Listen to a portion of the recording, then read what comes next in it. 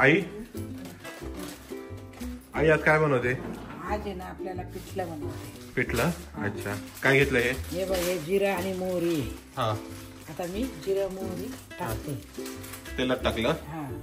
नंतर हे बघ, आता मी कढीपत्ता टाकते. ओके.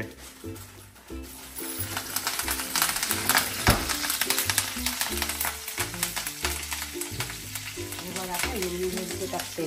किती घेतल्या मिरच्या? मिरच्या 4 घेतल्या. हा.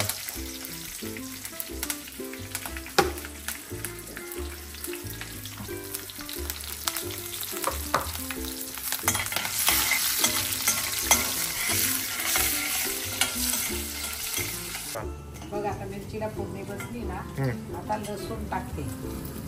अच्छा. का टाकलं नंतर लसूण तेवढा उशीर आहे? हा, उशिरा असा टाकला आता करपतो ना, आणि मिरचीची फोडणी चांगली बसत नाही, म्हणून मग आपण अगोदर जिरं मोहरी कढीपत्ता हिरवी मिरची याची फोडणी दिली, आणि आता नंतर लसूण टाकला. आता नंतर आपण कांदा टाकणार आहे. तो काय बंद झाला? बंद नाही केलं. हे बघ, आता कांदा टाकला. आता ही कांद्याची फोडणी होणार. कांदा काय खूप बारीक चिरायचा का मध्यम ठेवायचा? चांगला बारीकच चिरायचा, म्हणजे छान वाटतं ना. जाडा चिरला ना मग तो बरा नाही वाटत. काय गॅस काय बारीक करते की मोठा करते? मोठा केला मोठा. आता कांदा घ्यायला पाहिजे ना. तो अजून मीठ नाही टाकलं ग? नाही, अजून आताच नाही टाकायचं ना. हे परतलं नाही ना, हे परतल्याच्या नंतर मीठ. हे बघ, आता ना मी हळद पावडर टाकते. किती? 1 चम्मच? अर्धा चम्मच? अर्धा चम्मच. आणि आता हे चवीनुसार हे मी मीठ टाकते. आता हा कांदा परतला.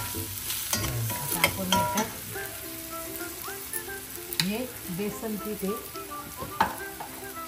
कालवलेलं. आता हे कालून ठेवलं. आता याच्यात टाकून देते.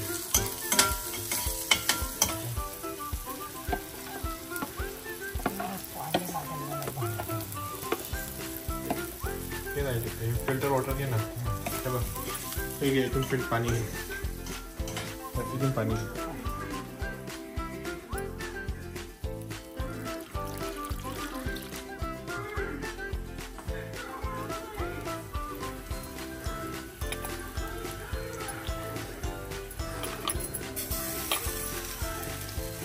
हे बघ, आता हे थोडं हे टाकलं.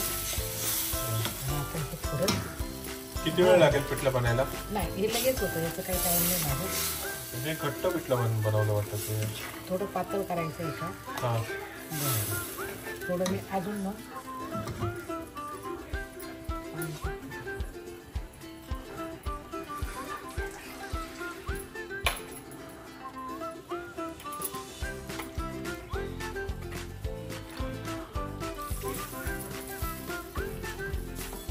हे थोडं पातळ होणार.